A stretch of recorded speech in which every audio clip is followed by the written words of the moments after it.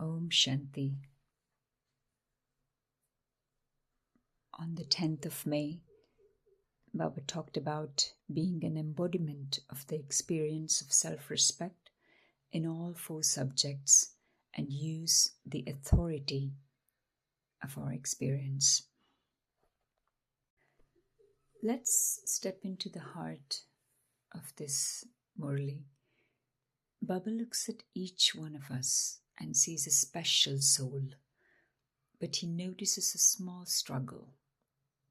Many of us are still trying to be peaceful, he says, trying to remember we are souls. Baba reminds us that where there's deep love, there's no hard work.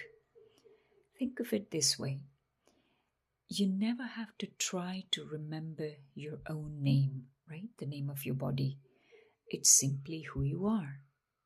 This is the authority of experience, moving from the effort of thinking to the natural state of being. But how do we reach that natural state when the world feels heavy? Baba gives us a beautiful, simple image. A light switch. If a room is dark, Baba says, you don't fight the darkness or try to push it out of the windows. You simply switch on the light. So our self-respect or swaman is that switch Baba is talking about. When we stabilize ourselves in the awareness of our own dignity, the darkness of ego and body consciousness, they leave. In fact, they don't just leave, they cease to exist.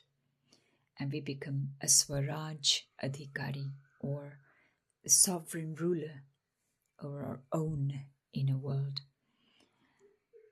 And as this inner light grows, it begins to flow into everything we do. It's no longer about studying the 4 subjects then. It's about becoming them. We have 4 subjects, you remember, right? Knowledge, yoga, dharana, and seva. Yoga means, again, meditation. Dharana is inculcation. Seva is service. So, becoming an embodiment of experience in the knowledge means becoming light and might, guiding every action. Yoga isn't just a sitting practice anymore. It becomes a yogi life where we stay yukti-yukt or perfectly accurate while walking and talking, and we become the masters of our sense organs. The slavery to sense organs ends. That is the result of leading a yogi life. And our virtues become our natural nature. So that's how the inculcation becomes natural. And our service transforms. How? We stop seeing the weaknesses in everyone who are our own brothers and sisters, because we all belong to the one, right? Instead of thinking, oh, they'll never change, we hold Shubh Bhavna, or pure good wishes towards everyone that acts as a hand to lift them up when they trip. But then why is this so important right now? Because we are living in a time of sudden, Baba says. We see it in nature and in the world around us today. Upheavals happen in a second, without warning.